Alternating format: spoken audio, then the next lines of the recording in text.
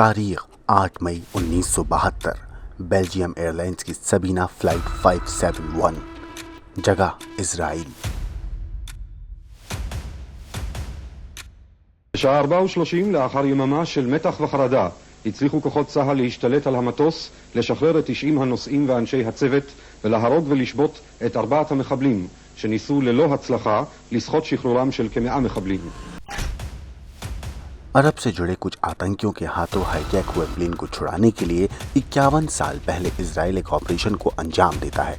आतंकी पकड़े जाते हैं, यात्री छुड़ाए जाते हैं।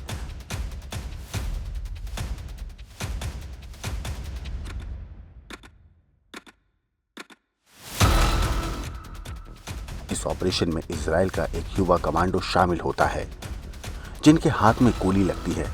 नाम बेंजामिन नेतन्याहू।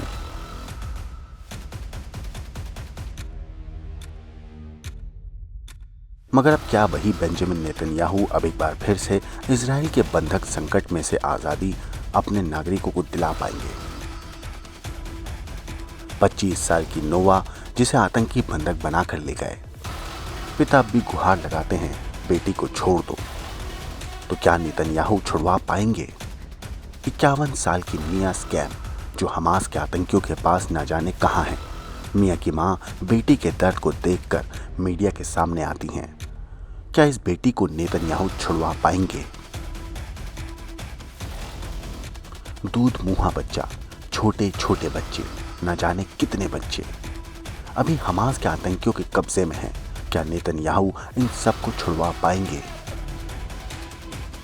इजराइल, जिसके बारे में पूरी दुनिया में प्रचलित रहा कि वो अपने नागरिकों की रक्षा के लिए हर हद तक चला जाता है, वो इजराइल आखिर 11 दिन बाद भी बंधक संकट का हल इजराइल क्यों नहीं निकाल पाया?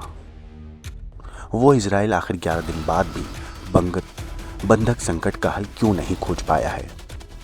इजराइल अब तक युद्ध के 11 दिन के भीतर 7000 टन से ज्यादा गोला बारूद गाजा पे गिरा चुका है।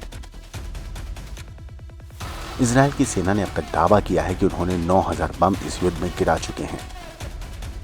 7 कमांडर हमास के ढेर करने के बावजूद इजराइल को लगता है कि सुरंगों के जरिए 30,000 आतंकी हमास के अभी भी जिंदा हैं। और चुनौती इजराइल की है, वो 199 बंधक जो उसके अपने देश के हैं, जिन्हें हमास के आतंकी अपने साथ 7 अक्टूबर को अटैक के बाद अगवा करके ले गए।